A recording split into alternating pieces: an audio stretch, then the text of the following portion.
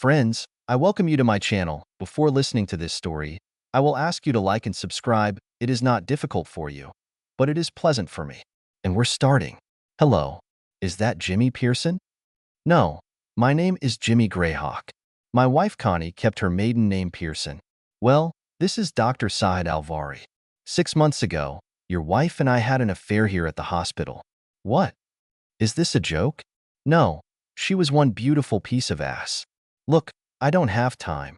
The reason for my call is that I'm going to return to Saudi Arabia, and about 2 months ago your wife left me for a new doctor, Gregory Zender. I hope that you are not a weak cuckold and will take revenge.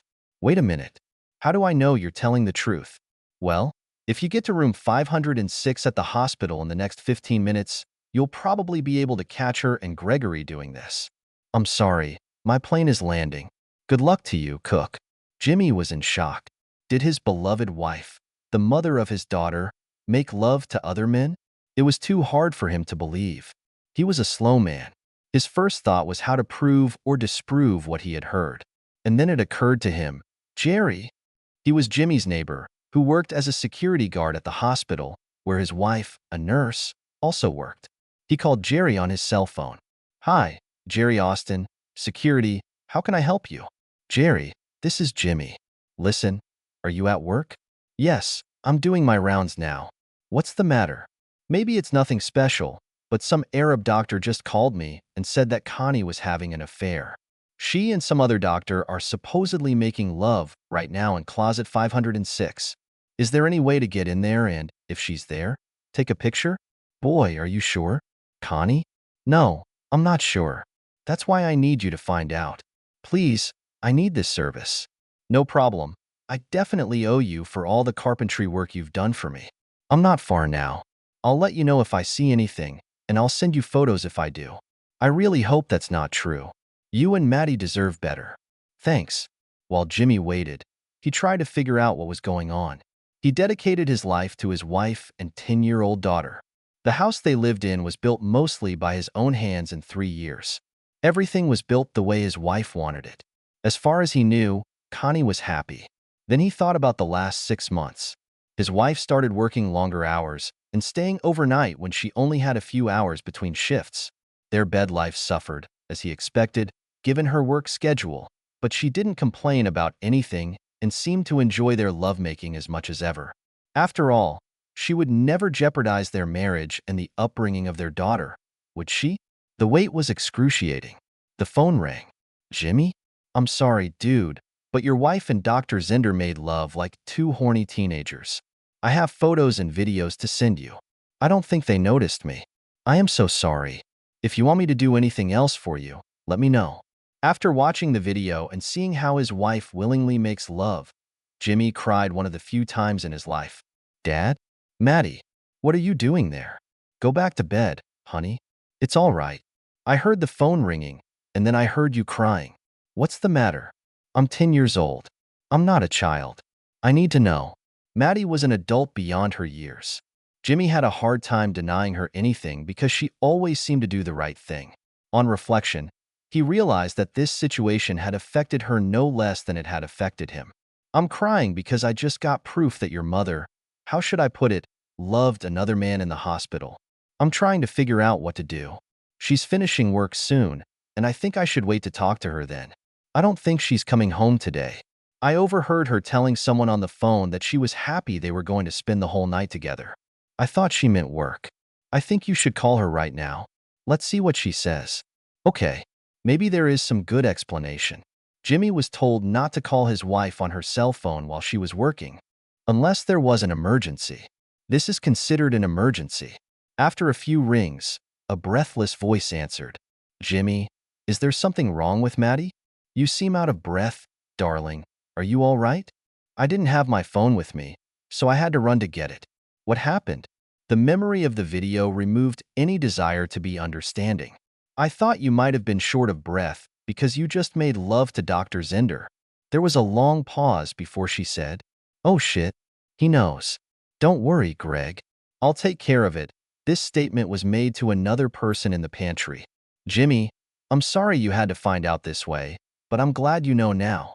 This is definitely not the answer I expected.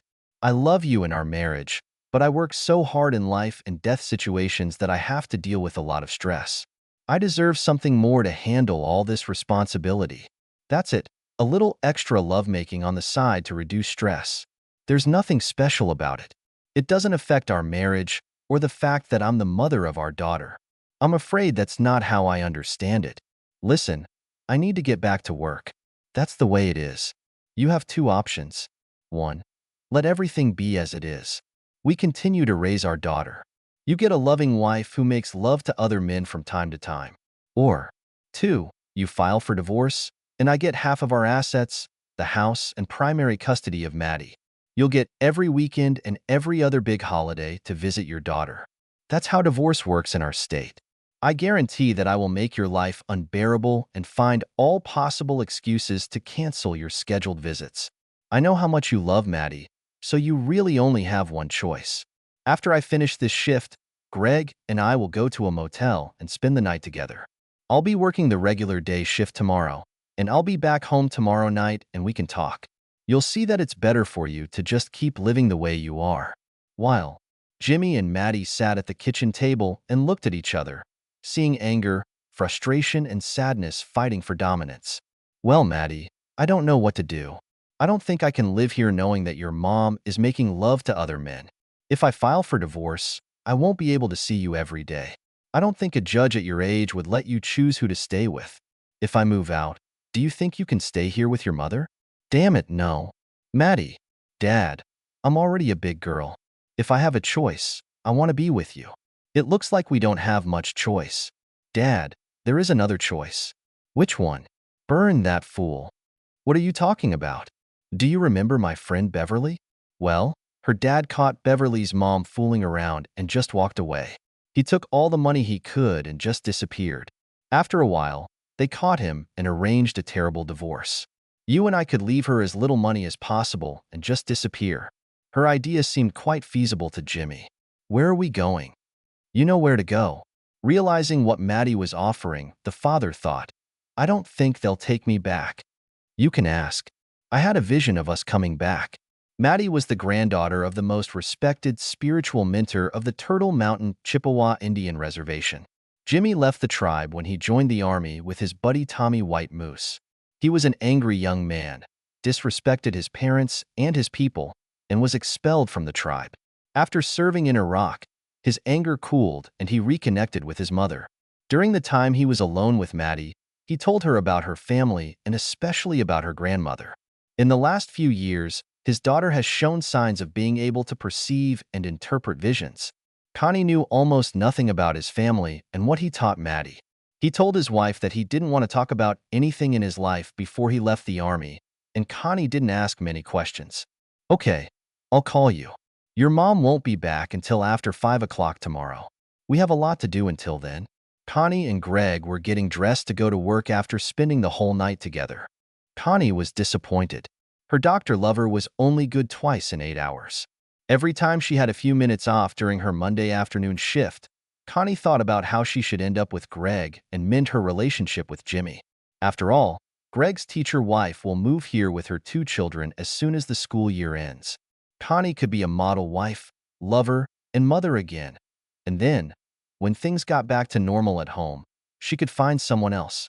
Jimmy would never give up making love to her and would not jeopardize his access to Maddie. Connie left the hospital at the end of her shift and headed to her car in the employee parking lot. From a few feet away, she saw that all 4 tires were punctured. How childish, she thought. Well, here's a plan for you to do something nice when I get home. She tried to call Jimmy on his cell phone, but the phone was not answering. She asked one of her colleagues to lend her a phone. Connie's call to her husband's phone caused her to receive the message. The service on this number is no longer available. So, he wanted to play a nasty game. Well, she can too. The threat of divorce alone could bring him back into the fold, but she would have to see how he would grovel. She used the phone again to call a taxi. On the way home, she considered various ways to punish Jimmy other than putting a scalpel to his balls. Turning into her neighborhood, Connie noticed a column of smoke, followed by fire trucks and police cars. It looks like one of our neighbors had a fire. The closer the taxi got, the more clearly she realized that it wasn't the neighbor's house that was on fire, but hers. Connie jumped out of the taxi, telling him to wait. When she rushed to the house, the fire chief ordered her to stay away. "But this is my house. Where are my husband and daughter? Are they all right?" "I think they're all right. Your neighbor said she saw them leave right after they set fire to a bunch of clothes." "What?" Connie looked out into the yard and saw a burning pile of her clothes. There were some things on top of the pile. After a few seconds, she realized that these were her wedding albums. The photos of that, oh, so expensive wedding that she just had to have disappeared into smoke. Looking at the house, she noticed that although the fire was under control, there was little left of the house she loved so much. Connie saw her next-door neighbor, Mrs. Jensen, standing on the sidewalk and watching. When she approached her neighbor, Mrs. Jensen frowned. "They're gone. I hope you're happy now." "What are you talking about, Mrs. Jensen?" "Jimmy and Maddie talked to me before they started the fire. They wanted to make sure my house was safe. They told me what you did. I can't believe that you could treat this wonderful man and precious little girl so terribly. I hope it will hurt you for a long time. It's just a misunderstanding." "Wait, are you saying Jimmy started the fire?" "But he built this house with his own hands. It was our home, our beautiful home." "Where are they?" "Your husband told me that since he built this house, he might destroy it." "It was just a house." "Jimmy said that the house stopped being a home when you decided to stop being a wife and mother. He burned down the house." "You burned down the house." "Jimmy and Maddie are gone, honey. They plan to disappear where you'll never find them, and I hope they succeed." With that, Mrs. Jensen shuffled away. Back at the campfire, the chief informed Connie that it would be several days before they could declare the house safe to search for any valuables that might have survived. He asked if she could go somewhere. After a pause, she said, "My parents." Back in the taxi, Connie gave the driver her parents' address. A lot of thoughts came to her mind, which mostly fluctuated between two options. He would come back and apologize, and then build a new, even better house, or once I found him, I would royally use him in a divorce. In the midst of her internal debate, they reached her parents' house. When she went to pay for a taxi, the driver told her that her card had been rejected 3 times. She asked the driver to wait to collect the money from her father. She rang the bell, and for the first time that day, tears welled up in her eyes. Connie needed the emotional support of her parents. Harry opened the door, but not completely. "What do you want?" "Dad, it's me, Connie. Let me in. Something terrible has happened." "Jimmy." "I know what happened. Jimmy and Maddie stopped here on their way out of town." "How could you?" "I loved him like the son I never had. She's our only granddaughter.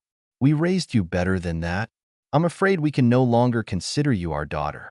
"Dad, what are you talking about?" "It's just a misunderstanding. Jimmy will be back, and I'll sort it out. Let me talk to my mom." "A misunderstanding? Is that what you kids call it now? How can you misunderstand someone else's man and not your husband?" "I've seen the photos. He is." "Does he have photos?" "Oh my God. Where's Mom? I need to explain everything to her." The door didn't open any wider. "Your mother is in bed. The doctor had to prescribe a sedative. We're lucky she didn't have a heart attack when she saw the photos." "Did Jimmy show Mom the photos?" "How could he? He didn't want to, but your mother said she would never believe that her daughter could do something so vile, so contrary to what she taught her, so contrary to what her religion taught her. So I handed her the photos, and as soon as she saw them, she fainted. She doesn't want to see you anytime soon, if at all." The door closed. She didn't have the courage to ask for money for a taxi. Connie returned to the taxi in tears. "Where to now?" he asked. "It has to be somewhere where you can get money." Connie decided that her credit card was no good either. After some thought, she gave the driver the address of her younger sister. Connie didn't have a good relationship with Leslie, but her sister was a good aunt to Maddie. Leslie gained a reputation for cheating at school and fell out of favor with her parents.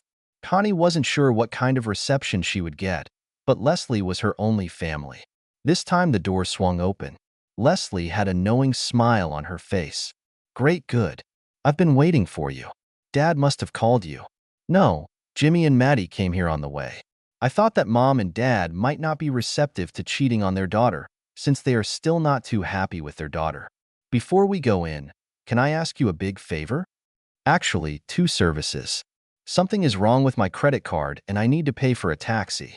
Besides, can I stay with you for a while? Jimmy burned down our house. After a brief mental discussion, Lisa relented. Okay, I guess I owe you one. Thanks. After paying the taxi driver and settling down on the couch in her sister's living room, Connie asked, "What did you mean when you said you owed me? I don't remember lending to you lately. You didn't do that. I grew up in the shadow of Miss Goody Two-Shoes and her high grades, perfect looks, and noble career. You made me sick. I was compared to you all the time, and I couldn't handle it. I became a loser, but it made me different from you, which is what I thought I wanted. Now you've made me a good daughter. Everyone loves Jimmy. How many times has he volunteered to use his carpentry skills to help one of your neighbors? Some kind of missionary group? This house was sacred to you, and what did you do? You're throwing mud at him. My niece was the most fantastic child I've ever known. I will miss her so much. You had the most loving, devoted, caring, patient husband, and you reward him by ripping out his heart and trampling on it. I'll tell you what, if Jimmy comes back, I'll beg him to be with me. No matter how much I like a variety of lovers, I would give my life and become the most devoted lover or wife the world has ever seen. You're a stupid, selfish, arrogant fool, and I hope you suffer the same way he does. Don't talk so subtly about your feelings for me, Connie said sarcastically. You don't understand the pressure I'm under. How the stress was wearing me out. I needed it, and I deserved a reward. Nothing important. Jimmy blew it all up to the limit. He overreacted and will pay. You need to see a therapist. The planet you live on is several million light years away from the planet where the others live. There's no way to forgive what you've done. It was just making love. It was adultery. It was a betrayal. Besides, you told him that he had to accept that he was a cuckold, or you would keep him away from your daughter. No real man will put up with what you're doing. And Jimmy is a real man. You can stay here for a while so that I can enjoy your suffering. Well, at least he can't do anything else now. However, I can fight back. He took my daughter without my permission, and this is kidnapping. He will deal with the law. Let's see how he likes the bedmates he gets in prison. Connie spent a restless night at her sister's. The next day, she left work to try to get her life in order. She discovered that everything on both of their names was now in her name only. Their joint checking account, mortgage, her car loan, credit card, cell phone, etc. At least half of their total assets were transferred to her personal savings account. So she had the funds to find a place and start changing her clothes and personal belongings. Towards the end of the day, she called the insurance company to report the fire and find out what needed to be done to recover the losses. She was surprised to find that Jimmy had canceled the homeowner's fire insurance. There will be no insurance for the house. All Connie had was the lot where the burned-out house stood. At least the house was paid for, so she didn't have to worry about paying off the mortgage on a house that no longer existed. It seemed that every few minutes she found out about something else, for which she was fully responsible. She wasn't used to dealing with such minor issues. Jimmy took care of these details. Connie began to understand the contribution Jimmy had made to their life together. Connie realized that she had confused the missing person report and the minor abduction report. While the missing person could only be reported 48 hours after his departure, the abduction could be reported immediately. She went to the police station. The desk sergeant was very attentive when she said she wanted to report the kidnapping. Who was kidnapped? My 10-year-old daughter, Maddie. Madeline Ray Pearson. So you're the mother? Yes, Connie Pearson. Is there a father? Yes, Jimmy Greyhawk. He's the one who kidnapped her. The sergeant's demeanor changed quickly. Jimmy Greyhawk, the carpenter?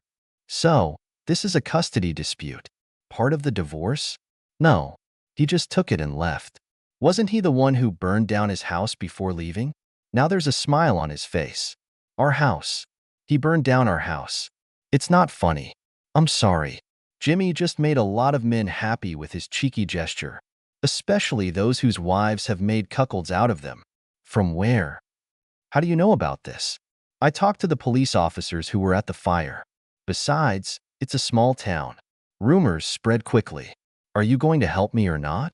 Connie asked. I'll do my job, the desk sergeant whispered to himself. It's a pity you didn't do yours. Jimmy built a ramp for my mother so she wouldn't have to go to a nursing home. I'll do my job, but don't expect any favors. While Connie was fuming, the sergeant got the required uniform. Okay now, when did he allegedly kidnap his daughter? Sometime between Sunday evening and 5:30 Monday evening. It's pretty vague. Well, I didn't get home from hospital duty until Monday evening. That's when I found out. Do you have any idea where they might have gone? Not really. Jimmy never talked much about his family. He is a Native American. He probably could have gone back to the reservation. This is useful information. What tribe and what reservation? I really don't know. There aren't many tribes there, are there? Could you send a patrol, or whatever you call it, and ask the local police to track him down? I think there are more than 300 of them. You don't know much about Indian affairs, do you? Indian territories are almost the same as a foreign country. Most of them have their own management system, so requests from whites are not treated the same as in other parts of the country. We could make flyers and see if the Ministry of the Interior sends them to the reservations.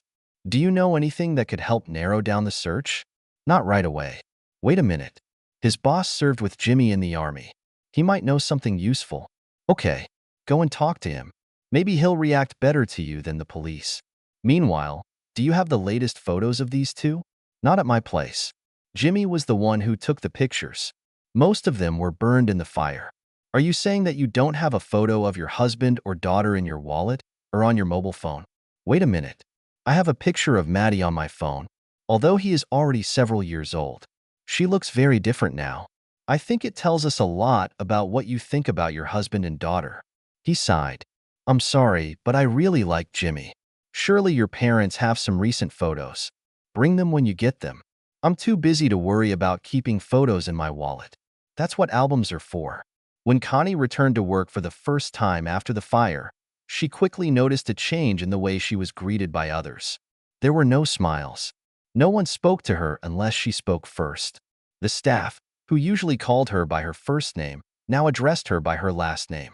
After a few frozen exchanges, Connie pulled Sheila aside. She had worked with Sheila for over 5 years, and they had what Connie would call a friendship. What's going on, Sheila? Why am I being treated like I'm poisonous? This is a good description of how we feel. You're poisonous. We all know what you've been doing with the doctors. We thought your husband must have known about it and was pleased. Thank God he wasn't as weak as everyone thought. The head of the security service let us know what kind of person your husband was. A war hero and all that. And then there's your daughter. Equally important, doctors and nurses who fool around on duty and endanger patients. I couldn't reach you several times when you were supposed to be on duty. Don't make me start. Anyway, we'll do our job, but don't expect any favors from us. I've had enough. Sheila walked away. A war hero? Jimmy was not a war hero. He's a carpenter.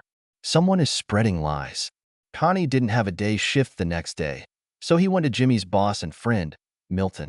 Connie drove into the parking lot of the construction company and saw a place in front of the office sign. After entering the building, she went to the counter where Jimmy's boss was standing. Hi, Milton. Is Jimmy working today? The construction supervisor replied. No, he came and quit on Monday. If he wasn't such a good friend, I would have turned him down for leaving without warning. After what he told me about what you did, I not only understand, but I support him 110%. Anything else? I'm busy. Do you have any idea where he and Maddie are? No, and if I did, I wouldn't tell you. You don't understand what I owe this man. Milton thought he had tears in his eyes. Someone said he was a war hero. Wasn't he just a carpenter in the army? That was his story to keep people at home from worrying, Milton said, chuckling. He was on the intelligence team. Because he was a Native American, they considered him a scout. His job was to lead any missions. Jimmy got the fire first. Whatever guardian angel was looking after him, he must have been working 2 shifts. I can't tell you how many times he participated in battles and came out without a scratch. He saved my ass a few times. Did you know that he deserved both a bronze and a silver star? He didn't tell me anything about it, Connie insisted after a pause. You mentioned that he is a Native American. Do you know what tribe or reservation he's from? Again, I don't know. I won't tell you. The only person he talked to about Indian affairs was his best friend Tommy White Moose. Where can I find him? Probably in the great hunting ground in the sky. Tommy was killed just before he and Jimmy were supposed to return home. But it's not Jimmy's fault. He dragged Tommy's wounded body through the crossfire and then returned for the other two. Tommy was already too far gone by the time he was taken away. That's why Jimmy got the silver star. And now I really have to go. Connie thought, great. Now I find out that I cheated on a war hero. I'd rather not say. At least it can't get any worse. Why did he never tell me about his life before he left the army? I wish he was here to ask him. Damn, I was such a fool. The next day, when Connie showed up for work, she and Dr. Xander were called to the administrator's office. They didn't say anything to each other, deciding that the conference would not benefit them. Mr. Chambliss greeted them briefly. It has come to my attention that the two of you had a sexual relationship on the hospital grounds during business hours. Obviously, I'm the last person in the hospital who knows about this. When I first heard about this, I was inclined to put the reprimand letter in your professional files. After calls from all the members of the hospital board asking what I was going to do in this situation, it became clear that if I didn't fire you, I would be fired. In fact, my job is still in jeopardy, thanks to you. Therefore, you both stop working immediately. The guards are waiting outside my door and will take you to your lockers to collect your personal belongings. In addition, you will both report to the licensing board of your profession. Based on previous similar cases, I think your licenses will be suspended for at least 1 year. Now get out of my office. As they were leaving, Gregory approached Connie. Your asshole husband sent a letter and photos to my wife. Thank you very much.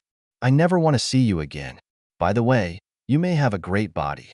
After emptying her locker, Connie sighed. No work, no house, no husband. There is no daughter, no friends, no family support to speak of. All I have is myself. What should I do now? Jimmy and Maddie. Hello, Turtle Mountain Nature Reserve. Hello? Can I talk to Hank Garcia? Wait a minute, who's calling? Maybe it would be better if I didn't tell you. Well, all right. I'll see if he answers the phone. There was a good minute or two of silence on the phone. This is Hank Garcia. Tell me who it is, or the call will end right now. Hank, this is Jimmy Greyhawk. I want to go back. You have the nerve to call here. You're not welcome here. Wait, don't hang up. The Clouds woman's granddaughter is with me. After a few seconds of waiting, Hank continued, How old is she? Does she show any abilities? Maddie is 10 years old, and she started having visions a couple of years ago. She saw us coming back. You know, very few people would accept you back. I know, but I've changed. I was a brash, immature, stupid fool who disowned his family and people. I can only beg the tribe for forgiveness. I'm going to be honest with you, Hank replied. If you didn't have a Cloud Girl's granddaughter, I wouldn't even bring up the issue of your return to the council. There is still no guarantee that they will even agree to accept you. What did you say her name was? Maddie. It's short for Madeline. My mother, the Cloud woman, foresaw that I would have a daughter, and she helped me overcome my unfounded hatred of my family and my people.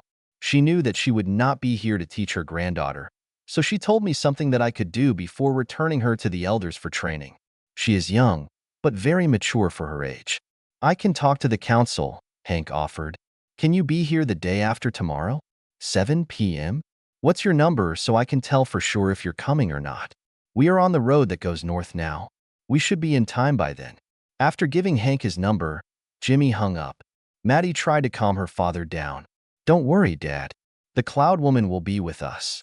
Jimmy received a call, and the council agreed to meet with them soon. The elders who remembered the Cloud woman were persuasive enough to at least let Jimmy make his case before the council. Jimmy and Maddie met with the Turtle Mountain Council. Maddie caught the men's attention. Questions began to pour in. What powers have you experienced?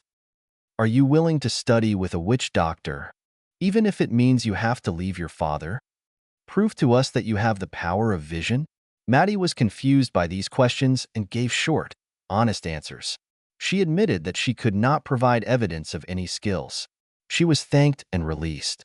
The healer came, a little dove who talked to Maddie before the council meeting. What do you think about the abilities that a little girl can have? One of the council members asked. The Cloud woman was my spiritual mentor, and I felt her presence many times. Her spirit is strong in her granddaughter, but right now she has too much of the white man in her. It will take a lot of work to figure out if she can be a strong connection to the spirit world. Do you think we should let her stay? Definitely. I would welcome a teacher's call, and she seems very eager to learn. However, she made it clear that she and her father had entered into a package agreement. You'll have to accept both of them into the tribe, otherwise she won't stay. After the healer left, the council members fully agreed that the girl would stay, but still did not want to let Jimmy stay. Unable to come to a consensus, the council asked for Hank's opinion. Hank suggested they both stay, but on condition that Jimmy makes some kind of apologetic gesture towards the tribe. If it turns out that Maddie doesn't have any abilities, they should both be sent away. Jimmy thought for a long time about which apologetic gesture would be enough. He knew how to carpenter, so he looked to see if the tribe needed to build something. He noticed that the medical clinic was in a deplorable state. The building was old, dirty, and plaster was falling off the walls. If people hadn't been sick before coming there, they probably would have caught something there. A new clinic building would be his gesture. The woman who taught Maddie joined his daughter in choosing the best place to heal. Then the council had to approve. All that needed to be done now was to build it. By myself, Jimmy made a plan. It was not difficult, since he did most of the work on the construction of the clinic in Nicaragua during a business trip. This time, he had to buy all the materials himself. Then he had to build a clinic. The tribe had to watch Jimmy build the clinic. He didn't ask for help. No one offered to help. It took several months to build it, but it was built correctly. There was a blessing ceremony. From that moment on, Jimmy was conditionally allowed to return to the tribe, but he was still on probation. Not everyone agreed with the decision to let him return. One night, Jimmy was grabbed as he was returning to where he and Maddie were staying. He was stripped and flogged with green branches from a bush with large thorns. Now they will not only hurt, the scars will remain forever. They wanted Jimmy to understand that the punishment for betraying the tribe would last forever. Jimmy hasn't cried all this time. He trudged back to the house, where Maddie put ointment on his wounds. Maddie wanted revenge, but her father said that what they had done was necessary to make some people believe that he had been punished enough. Several years have passed. Jimmy found carpentry work in the nearby oil fields and in the city. He traveled to work daily with several other men from the tribe. It was good money. During this time, flyers appeared with old photos of Jimmy and Maddie, saying that they were missing. There was nothing about the kidnapping. Then one day, flyers appeared mentioning a $5,000 reward. Jimmy knew that there were a lot of people on the reservation who would probably rent him out for much less money. Although Maddie no longer looked like her old photo, Jimmy still looked like her. Maddie was tanned and seemed to have turned into a beautiful 14-year-old girl. She was chosen to help sell authentic local jewelry to tourists/casino players. No one seemed to be able to refuse her. Maddie only hoped that no buyer would force her to admit that, although they were made by real natives, they were real natives who were born and worked in China. One day Maddie came to her father and said, "I had a vision that Mom would come." Jimmy knew that sooner or later, the time would come when he would have to deal with Connie and her likely desire to take Maddie. His emotions were mixed and strong. "What do you think we should do, Cloud Woman?" Maddie's vision abilities quickly grew under the tutelage of the tribe and allowed her to take the same name as her grandmother. "It's a great honor. It's time to figure this out," Maddie said. "I want to see her." "You have to see her." The following week, Maddie was selling jewelry to a group of tourists who had recently gotten off a tour bus. She saw a blonde woman looking around the souvenir shop and immediately realized who it was. Maddie approached the woman and asked, "Don't you like the craftsmanship of these necklaces? They would have wrapped wonderfully around the neck of such a pretty woman." The woman turned to the teenage girl and felt her heart tremble. There was something about this girl that reminded her of Maddie, but she was taller, tanned, and had completely different hair.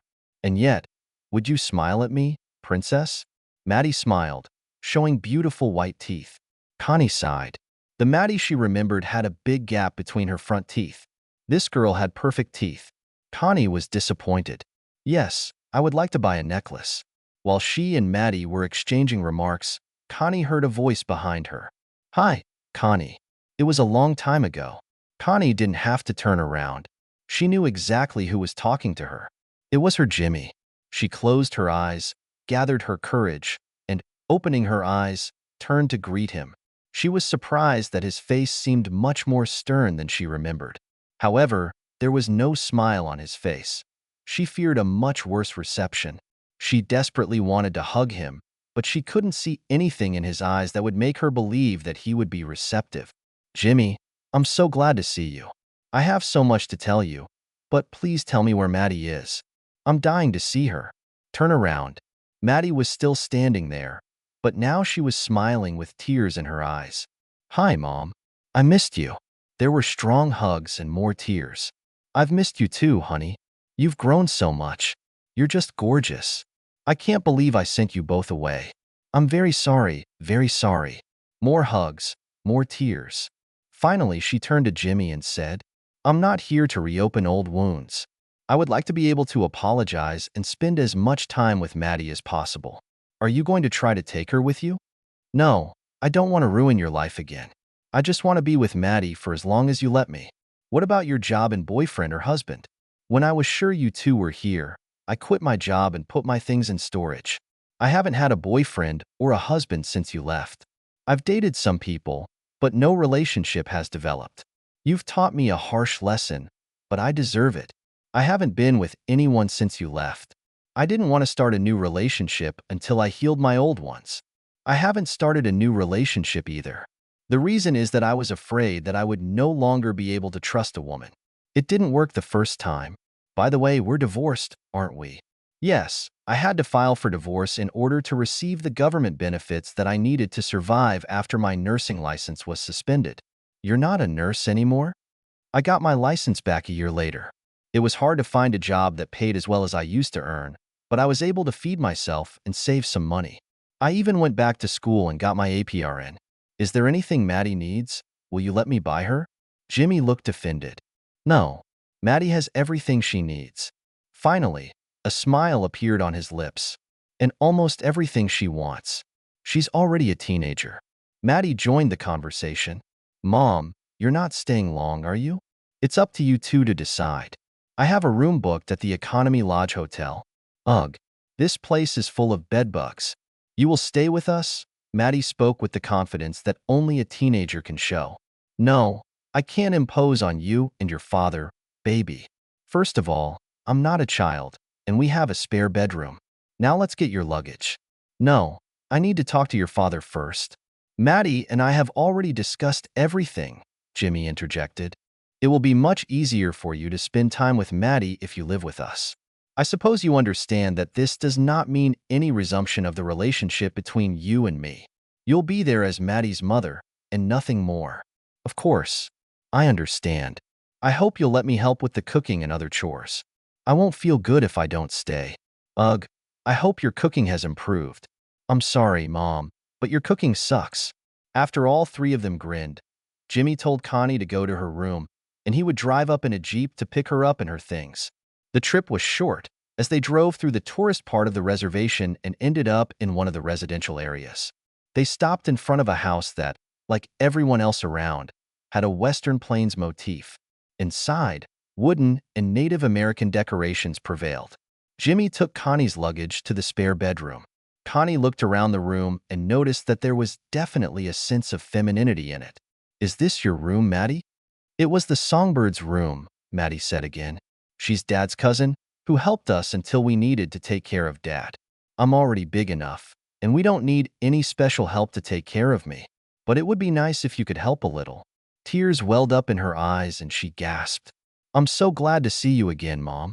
Jimmy, I need to talk to you first. You might not want to listen to what I have to say, but I have to say it. Her ex-husband didn't say anything, but stood there.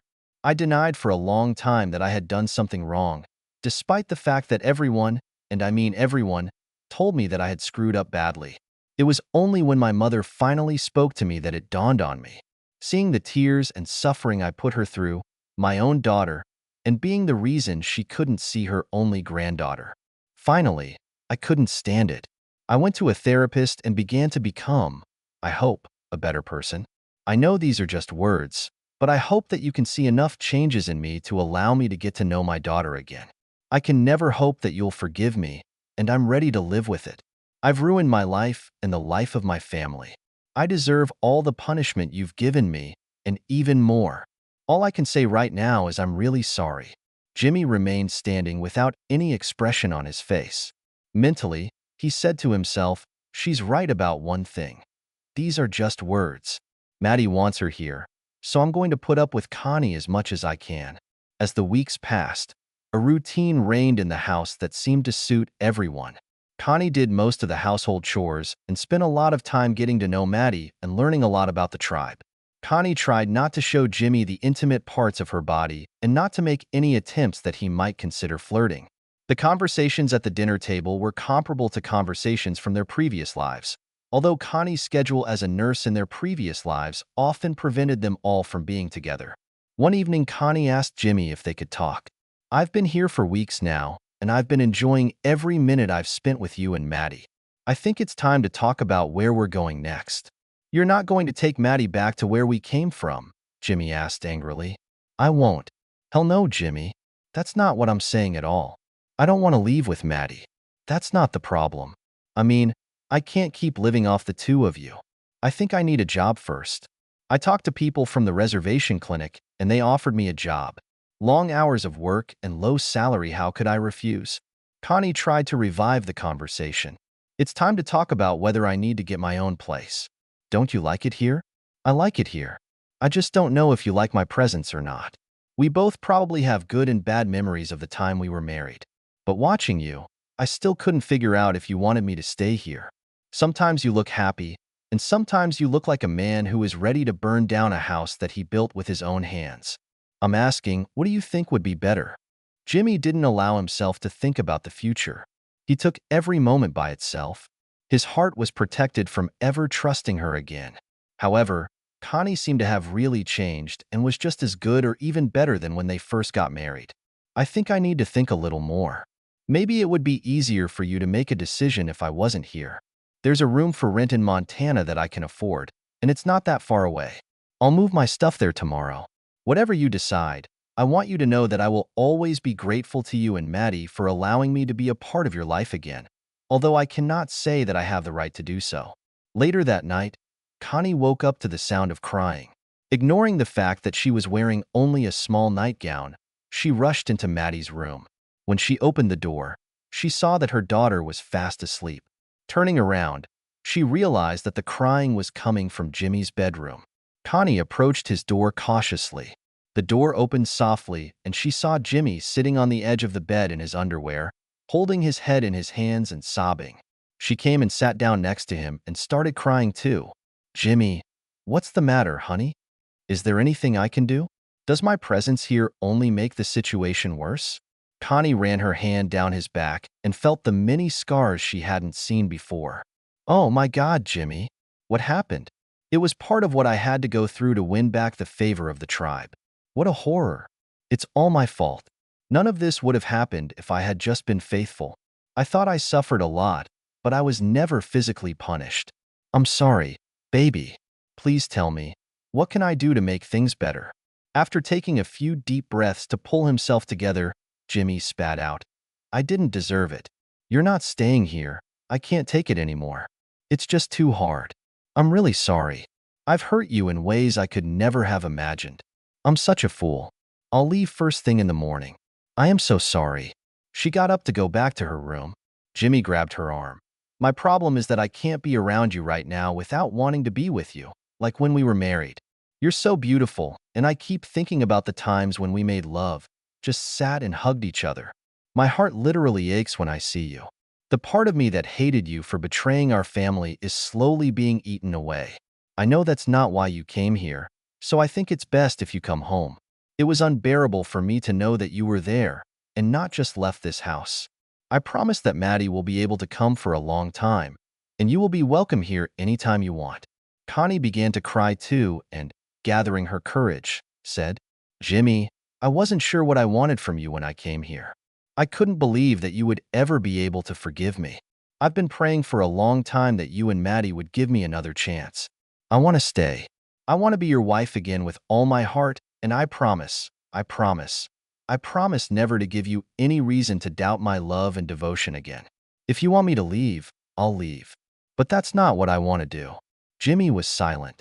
Connie went from hugging to kissing, trying to see as much of his scars as possible. Finally, she reached his face and took his head in her hands. Her touches and kisses were better than what he remembered. He gave up and passionately returned the kisses. The couple hugged, cried, laughed, and kissed for several minutes. A new routine has begun. Jimmy continued to work as a carpenter, and Connie worked a lot because of the limited number of medical staff. Remarriage was not discussed. There were separate bank accounts, and Connie paid her share. Although she and Jimmy slept together again, she used the guest bedroom on those nights when she came home so late and was so tired. It was the easiest thing to do. Maddie went to school and continued to work with her spiritual mentor. In a way, it seemed like the old days were back, just with Native American ancestry. That should have been a clue. The old bad habits came back like the old good ones. One day Jimmy returned home early due to bad weather, and carpentry was not required indoors. He was there to greet Maddie when she returned home. "Hey, Maddie, you're a little late, aren't you? Have you stayed anywhere?" "Yes, Dad. We need to talk." "I don't like the sound of that. Is there a problem with the boy?" "No, problems with a woman." Jimmy's first thought was that she was going to declare herself a lesbian, but he quickly dismissed the idea. "She talked too much about boys." "What or who do you mean?"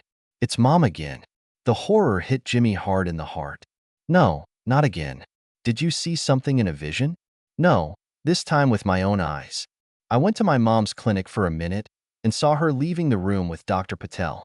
He forgot to fasten the zipper, and Mom was wiping something from her mouth. I went to the front door, opened it, but didn't come out. I acted like I just walked in. Mom greeted me and we talked for a while. She looked so damn guilty. We said goodbye, and I pretended to leave again. I was standing right outside her office door when she told Dr. Patel, 'We have to be more careful.' I heard them kissing before I left." Jimmy withdrew into himself, as he often did in stressful situations. Maddie changed the subject. "Speaking of visions, I'm losing my powers. It seems that puberty can ruin them. My spiritual mentor warned me about this. Soon I'll be useless to the tribe. You know that some members of the council will want to kick us out. I enjoyed our stay here, but I think we can leave without feeling guilty. I've made some good friends, but you're the only one I can't lose. So you think it's time to leave again?" "That's right. Where to this time?" "Hawaii sounds good. Probably carpenters are needed there." She smiled. "I don't think there's a Chippewa reservation there." Jimmy smiled back. "Then we can start." "When do we leave?" Jimmy asked. "As soon as we get ready." "Oh, I have one request." Jimmy guessed and expressed his opinion. "Oh no, not that. Please, it was so much fun." "Okay, but we have to be careful. And this time we're taking all our money." She has what she has on her own account. Connie heard sirens. A recent conversation with Maddie had helped her draw the right conclusions. She ran out of the clinic and ran to the house she shared with Jimmy and Maddie. She made the right conclusion. After all, Maddie saw her with Dr. Patel. "Damn, how could I be so selfish and arrogant again?"